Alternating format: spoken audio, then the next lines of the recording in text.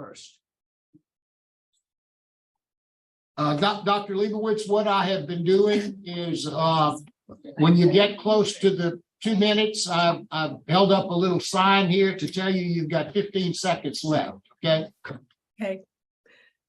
If Thank you you. would please introduce yourself and tell us what you'd like us to know. Sure. My name's I Leslie. think you're on mute. She's unmuted. No, I'm not. How about Still now? can't hear you. No. How about now? You should be able to hear me now, yes? Yes, ma'am.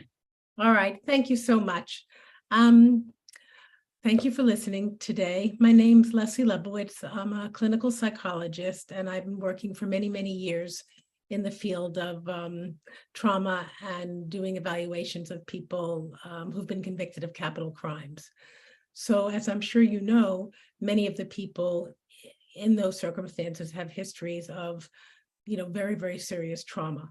What distinguishes Ms. Frank from many, many people is the degree of trauma, which can only be described as catastrophic. Ms. Frank was literally tortured and exposed to almost every form of serious trauma that we know can befall a child. What is particularly important about Ms. Frank is that the trauma never ended. Sometimes childhood is terrible, but then there's a chance for a better adulthood. But for Ms. Frank, the control and the abuse and the domination that began in infancy continued into her adult life and straight through the crime when another powerful man put a gun to her head. Since I wrote the report on Ms. Frank, the field has exploded with research on the neurological and biological effects of trauma. And we now know that the kind of trauma to which Ms. Frank was exposed alters the brain. And in altering the brain, it alters how you perceive and process your experience and what kind of responses you have available to you. I don't know where I am timing wise. I don't want to go over my time. Oh, okay. Thank you for listening. I appreciate that. Thank you very much, ma'am. Julio, who is your next? Well, Mr. Dupart, I'm not sure if he's here yet, so if you want to go ahead to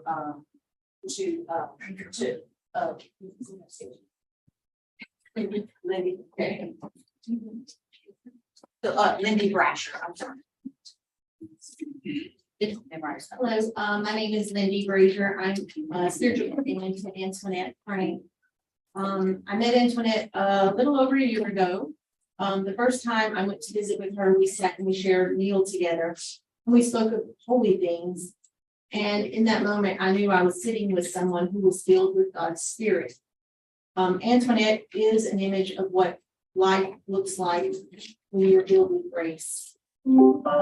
Even though she received no nurturing, as you just heard, as a child, she is a mother figure and nurtures those around her at LCIW, and she's been a sister to me as well as a spiritual companion.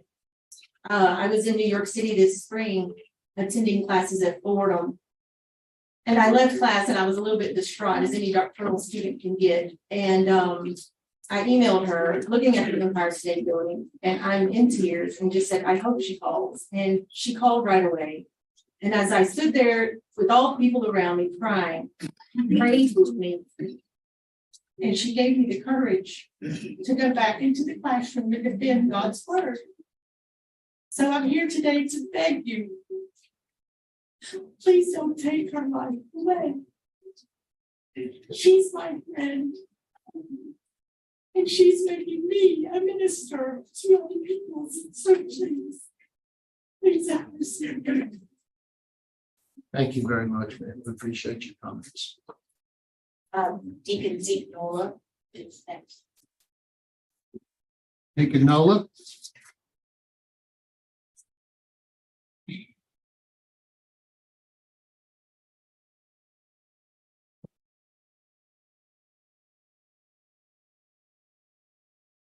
I met Antoinette Frank when she was incarcerated at Angola. Soon we began a Bible study, chanting the Psalms and singing the hymns of praise to the Lord. The chaplain supervisor at Angola told me that Antoinette Frank was a generous and caring person, that she shared her resources with indigent women inmates. I witnessed her compassion and concern for fellow women inmates and her passion to do more. If clemency is granted to Antoinette Frank, living in population would be or could be beneficial for more women incarcerated, as well as security. Well, every Tuesday for 17 weeks, we met. And I got to know her pretty good. The men on death row are now given time to mingle outside their cell, on the tier, and even exercise joy together. With her good character and genuine care, what better place to practice community than living in community? And it's our hope and prayer that you have mercy on this Antoinette Frank and grant her clemency. Thank you very much, sir.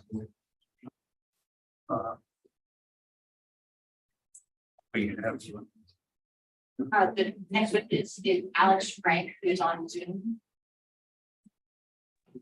Mr. Frank, Yes, sir. Good morning. Good. How are you guys doing? we're doing good. Mr. Frank, I Good. think, I don't know if you've been on Zoom the whole time, but you have 2 minutes to speak.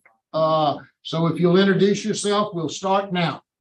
Yes, sir. My name is Alex Frank, and I'm here with my wife, Rachel Frank, Antoinette's brother. Just want to say thank you guys for taking the time out to actually be there and hearing everything that's going on. I know it's a tough job for you guys as well as us also. But just want to talk about my sister. Like, you know, she's a very, very sweet person. Very motherly, very caring, like everybody's saying. She's been there for me and my family and you know, her brothers throughout this whole situation. I would have loved to have been there today, but I suffered a PE and just about died. So they brought me back. So I couldn't travel. So that's why I'm here via Zoom. But like I said, I would have loved to have been there in support of her and just let her know that you know, that she's very loved and we love her, and she's very supportive of everything that's been going on with me and my wife and my daughter. And she stays in contact with us daily, pretty much. I talk to her at least twice a week. And she's always asking how, you know, how's everybody's doing, how's the family doing, and not so much about, not so much about herself and her situation. She's always, you know, like concerned about everybody else. And I just like, I admire that, you know, that being in her situation, that she's still so caring and concerned about everybody else's well-being. And like I said, I hope you guys have a chance to like meet her and actually see that she's not the person that everybody's portraying and saying she's such a like horrible person. So I think this gentleman has a question. No, sir. Thank you very much. We appreciate your comments, sir. Okay, thank you. Thank you. And finally, Ms. Young, Julie Young. My name is Julie Young, and I was Antoinette's spiritual advisor up until a year ago. Antoinette and I have a God-appointed friendship. I woke up one morning and felt that there was a lady on death row that I needed to reach out and contact. I've never been a part of the prison ministry. All of this was new to me. I had just been praying. I thought, Lord, how will I know which one? And when I began to Google the ladies on death row in Louisiana, I realized that there was only one lady. I reached out to Antoinette and we became friends. She asked if I would be her spiritual advisor, and I was honored to do so. We spent much time face to face in Bible studies, emailing, phone calls. We baptized her a few years ago. Antoinette is a faithful Christian that aims to encourage and exhort others. Her record of behavior has always been good. She enjoys learning, writing, encouraging others, studying her Bible. If her sentence was changed to life, I know that she would have the opportunity to be able to attend church services, and more educational opportunities, which means the world to her. I realize the magnitude of this case. I was apprehensive at first when I was first led to reach out to her. But after a while, I realized that the Lord was extending a hand of mercy to her, and I'm asking that you would do the same. Thank you very much. We appreciate your comments. Mr. Julia?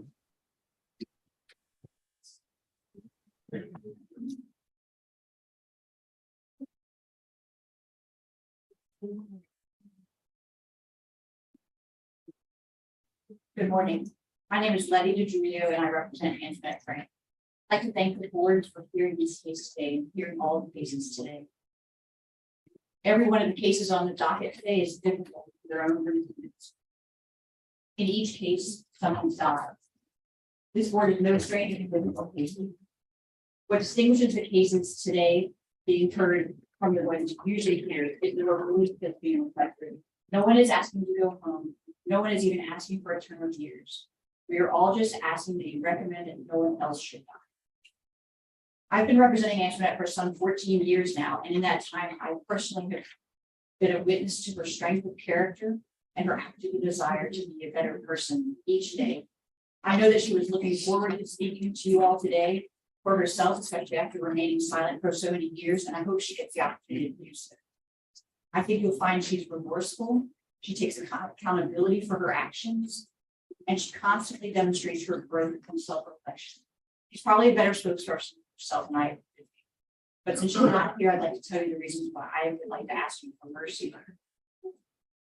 At the time of the crime, Antoinette was only 23 years old, and she was an incredibly traumatized individual. We've submitted documentation from the Veterans Administration, from witnesses, from experts regarding sexual, physical, and psychological abuse Antoinette suffered at the hands of her father. It started in childhood and it lasted through her adulthood when she was an officer. This left her meek and timid, as so many people have reported. We've also provided the board with a letter of support from 50 former prosecutors and experts in gender-based violence who described Antoinette's what she survived as torture. As Dr. Lebowitz described, what she experienced at the hands of her father was psychologically catastrophic.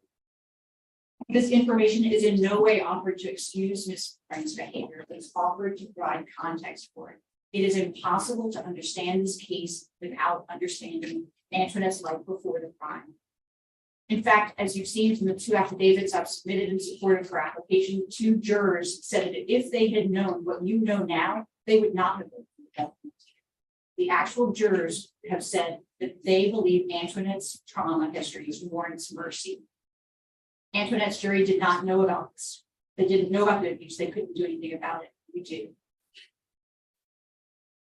Second reason that mercy is warranted in this case relates to the circumstances of the crime itself and the co-defendant's sentence.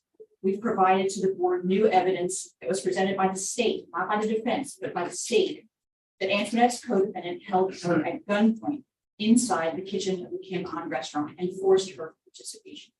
She told police this on the night of the crime. They didn't believe her. And then 20 years later, the state presented evidence corroborating that it was true. In 2019, the same co-defendant had his sentence reduced to life for completely unrelated reasons. I submit that Antoinette should not have a harsher sentence than the person who the state says held a gun to her head to coerce her involvement. Mercy is warranted on that basis alone. Since Antoinette has been in prison on death row, she's determined to come to terms with what happened in 1995. In the years following her trial, Antoinette blamed her co-defendant for bringing the senseless violence into her life. In the years following her trial, but over the last decade, she's had an awakening about her role in this whole tragedy, how she might have brought this senseless violence into other people's lives. Understanding her role in this tragic series of events took tremendous dedication and work. She was committed to doing it no matter what the outcome was. Over the last 28 years, Antoinette has immersed herself in self-help books about trauma, because she had no access to classes, and also has sought spiritual guidance from all of the people who are here today, PWZ, Lindy Brasher, Julie Young. Antoinette, at 52 years old, is a different person than she was in 1995 when she was only 23 years old. She has a loving group of family and friends who have submitted written letters of support to this board, many of whom are here today. They describe the strength of her character and her constant efforts to always be a better person. On behalf of Antoinette and on behalf of all of her family and friends, I'm asking you to give her that chance. Thank you. Thank you very much. Now we'll hear from the opposition. Mr. McGowan, I don't know if you want to go last or. I was told the one to go last round, we have an order of witnesses, order of speakers to call. If you'll give me that, do you have a list of that order? I don't know that I have them in order, but I have first name, Ms. Mary. Going first, Miss Mary Williams will be first, okay? Patrick will be second. I'm not as fast. Patrick is second, okay? Danny is third, Dan Burris is third, okay? Ann is fourth. Ann will be fourth, okay? And then Sean Williams will be fifth. Yes, And then you, thank you. thank you. We'll now hear from Miss Mary Williams.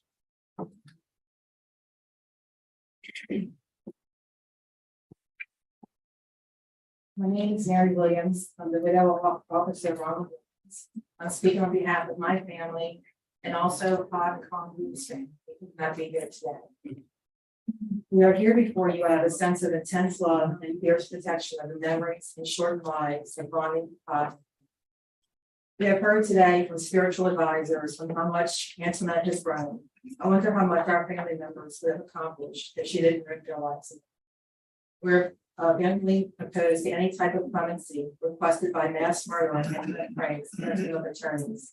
She is a convicted killer deemed unfit to exist in society by a jury of her peers and has been fairly sentenced to death. Our family's collective mental health and welfare has been damaged for 28 years and counting due to Antoinette Franks and her father's evil actions. She was and continues to be a danger not only to us, but to society. Please, we implore you, do not continue to re-victimize yourself again by even considering this option of clemency. Thank you for this. Thank you very much, ma'am. Appreciate your comments. Now we'll hear from Mr. Patrick Williams. Hello, my name is Patrick Williams. I'm the son of Ronald Williams. My father died when I was 10 days old. So he might have told me a handful of times. Never got to meet him. Never got to know anything about him. The only thing I do know about him is from my family. The fact that he's considering doing this in clemency is absurd. She's not only murdered my father, she murdered multiple other people. And thank God we still have the people in our lives. This is absolutely ridiculous. Can't believe you're considering this. Thank you very much. Appreciate your comments. Now we hear from Dan Burris.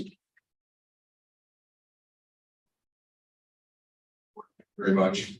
I'm here obviously to oppose clemency. We've heard a lot of information about how much Antoinette's grown while we've been here, about all of her spiritual journey and all of this stuff. What this board ought to know is it's been 28 years that I've been watching my sister and my nephew and my other nephew who can't be here today suffer through this. Every time they think they're getting over this, something like this comes out in the news again and just rips the scab back open. She was sentenced to death 28 years ago. The fact that we're still here at this point is absurd. I agree with you. This needs to end, deny clemency, and she needs to go home. But more importantly, I want to take the opportunity because my sister and my nephew and the Williams family and the Boo family, for that matter, has really struggled through something beyond. I don't know how they're strong to do that. My sister's the strongest person I've ever met. She's raised these boys and done a great job raising these boys.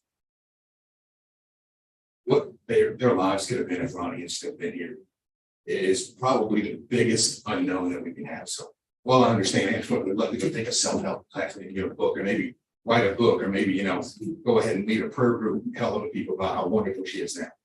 What Ronnie never had the opportunity to do was teach his son how to be a good man. Mary had to do that. She did a great job doing that.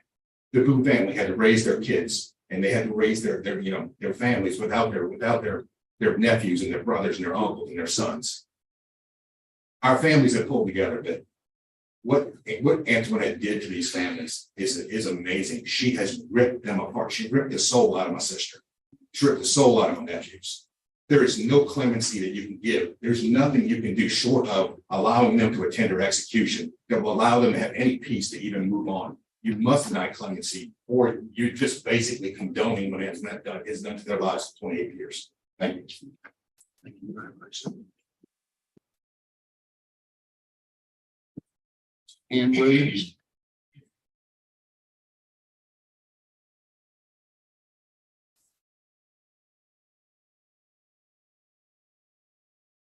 I'm Ann Williams, I'm Ronnie's mother. On June 8, 1969, Ronnie came into our lives. He was a joy in so many ways we never expected. Upon coming home from the hospital, the neighbor's children stood outside our family window just to see his arrival. He was a very happy baby and loved life. I remember the day he first toddled across the kitchen floor with a big smile and arms outheld, thinking, I did it. I thought of his first day at school, and as time flew, graduation came. I remember his first date. He was so nervous, but then came loving marriage. All these things he will never be able to experience with his children. Sadly, a new baby was born, only a few days old, when my son was brutally killed. He was a young man serving his community as a police officer on extra duty and was dedicated to his job. A devoted husband and father to Patrick and Christopher, a loving family, robbed of a lifetime of memories as they grew.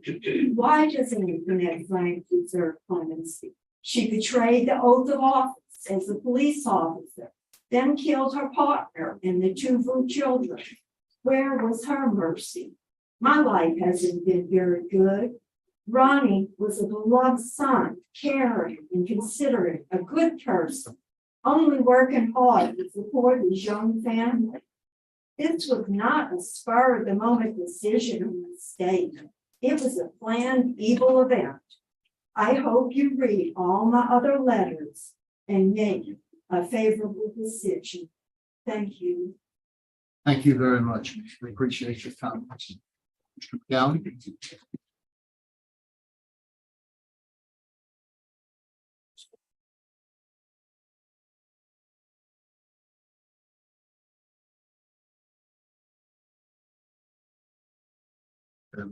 Good morning, ladies and gentlemen. My name is Sean Williams. I'm the brother of Ronnie Williams. Today, I stand before you to discuss a topic of great importance, a matter of justice and well-being of our community. I want to address the issue of granting Antoinette Frank an opportunity for clemency. I firmly believe that this individual should not be granted an opportunity, and I will explain my reason for a stance. Antoinette Frank, a sworn officer of the New Orleans Police Department, was entrusted with upholding law, protecting our community. However, she not only betrayed the duty, but also her fellow officers. Her actions will go far beyond a mere mistake. They represent the heinous act of murder. My brother, Ronnie Williams, was a victim of cruelty and tragic death and an ultimate betrayal of trust. Ronnie was not just a statistic. He was the father of two boys, a loving husband, a cherished son. His life was cut short by a violent and sociopathic act that has left our family forever scarred. Antoinette Frank's disregard of human life didn't end with my brother. She continued on a path of darkness by murdering her own father and her finding the remains under her family home. Her actions didn't stop at murder. She and her accomplice engaged in armed robberies, victimizing other men and women in the community of New Orleans. These men and women were incarcerated, languished behind bars, not only as criminals, but as victims. Antoinette Frank has affected numerous citizens of the city of New Orleans, causing untold pain and suffering. I want to be clear. I understand there can be situations that individuals may have committed crimes in certain mitigating circumstances, but in this case, this is not one of those situations. She has committed murder. She has spent the last 28 years in the institute living off of hard-earned tax dollars, where the families of her multiple victims have never had proper closure. This is not about politics, race, creed, color, or religion. We must remember the purpose of our justice system is not only to protect a heinous crime, but face the appropriate consequences. In conclusion, The facts of the case are clear. Antoinette Frank's actions have caused irreparable pain and suffering for our community. Granting her clemency is not in the interest of justice. It is not in the interest of the victims and their families. We must understand and stand united in commitment to upholding the principles of justice, ensuring those who commit such grievous acts face their consequences. Thank you, Mr. Williams. Mr. McGowan?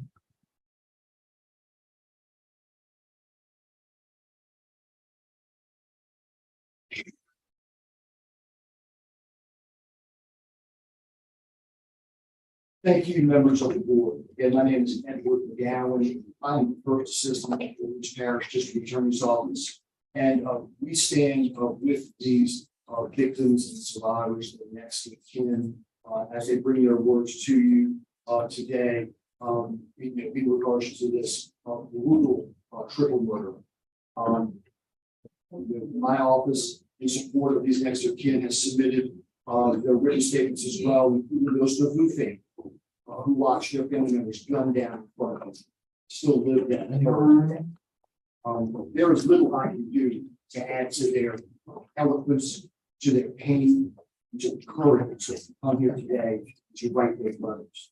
But my office also filed a notice that was a great concern for us, and that is that this proceeding has taken the Louisiana Bill of Rights for victims and violated both the letter and spirit of that legislation.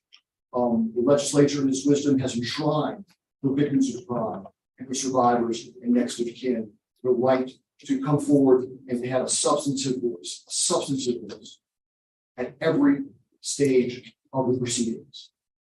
And these proceedings, with all due respect, have reduced their statements to 120 seconds.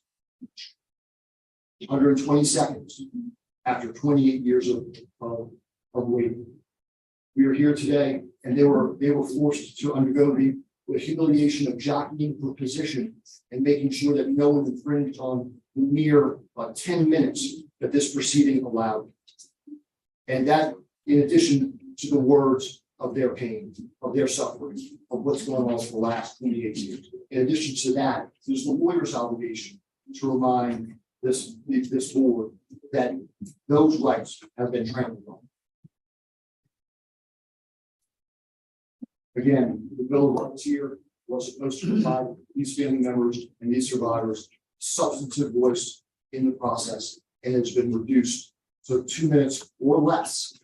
And again, we were jockeying just minutes ago for a mother and a widow and a brother to make sure they even had the full 120 seconds afforded by this process. And we object to that.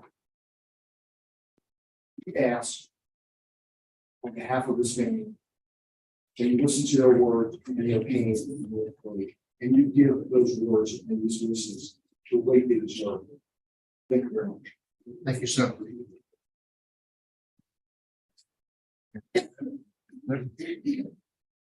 Worried about? Yes, okay. Mr. Freeman, call on you first. Okay, first off, I think everybody showed up here today. I'm very sorry for both sides having to go through this again, especially the victim side. I know how that is. Can't put myself in your shoes, but I do appreciate you being here today.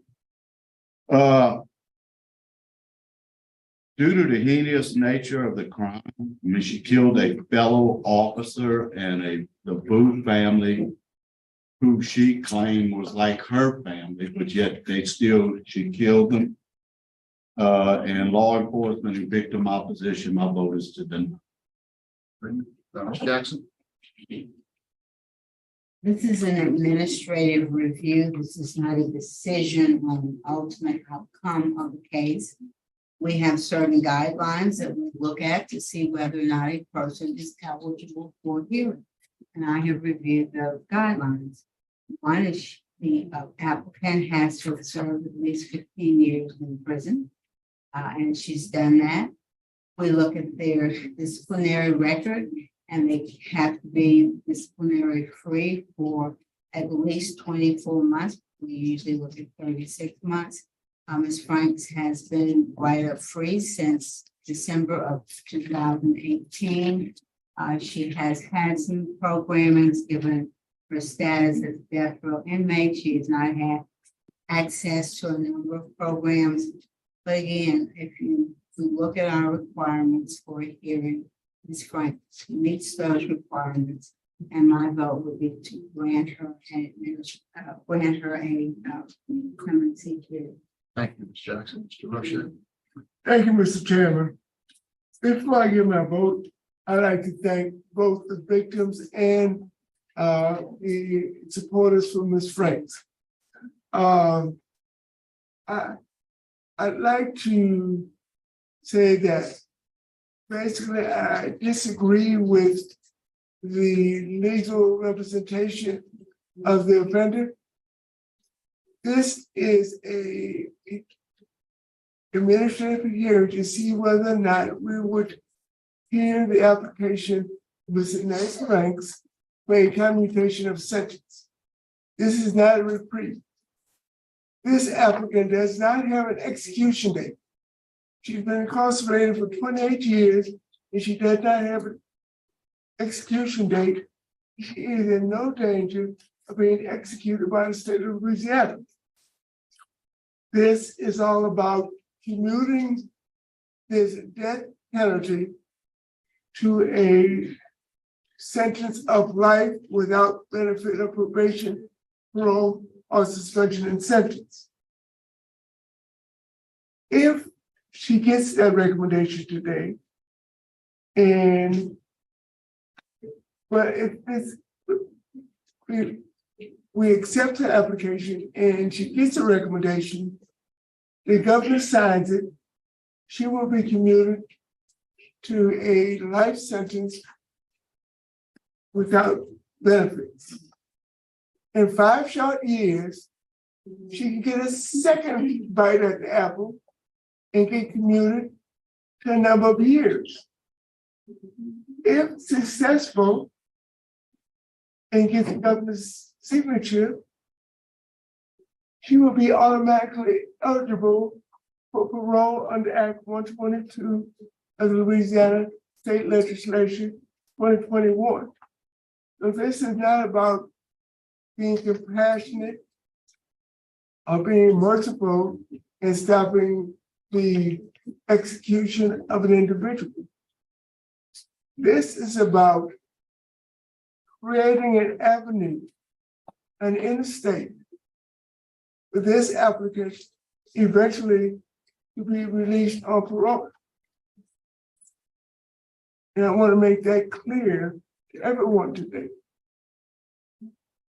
And when I've been doing this for 8 years, and when I look at an application who's applying for a pardon, a commutation of sentence, I have to look at that person as that person is today. Ms. Franks' general disciplinary conduct is unacceptable.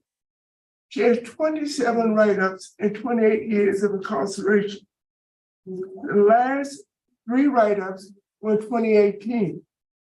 She had defiant, she had aggravated disobedience, and she had an aggravated fight only 5 years ago. As a death row offender, I'd like to see a longer period of time where I see no disciplinary issues. To be eligible for a commutation of sentence or a hearing, you have to be free for 2 years. We look at 3 years. But as a member of this board, I have discretionary, and I'd like to see a longer period of time where I see no disciplinary issues. She has opposition from the legal community.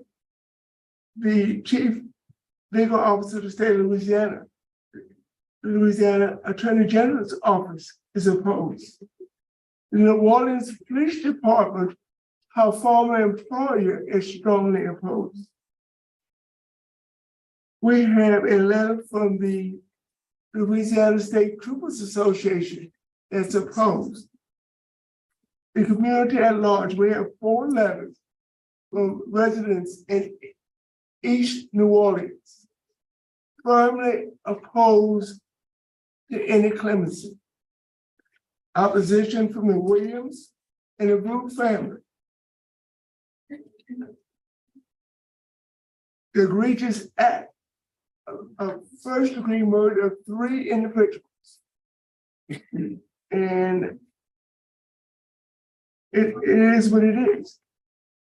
It was a premeditated plan to rob and ended up in murdering of 3 individuals.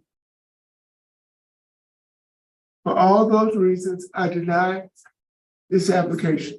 Thank you, Mr. Rocha. I'd also like to thank both sides for coming, victims as well as those persons here on behalf of Ms. Frank.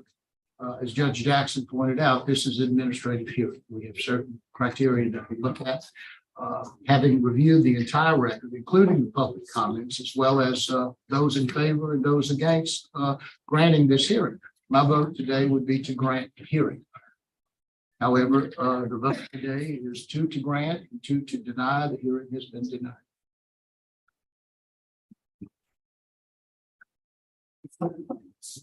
The application is. Y'all can start hitting that when you leave. Yeah, the way we have. Thank you. Yeah.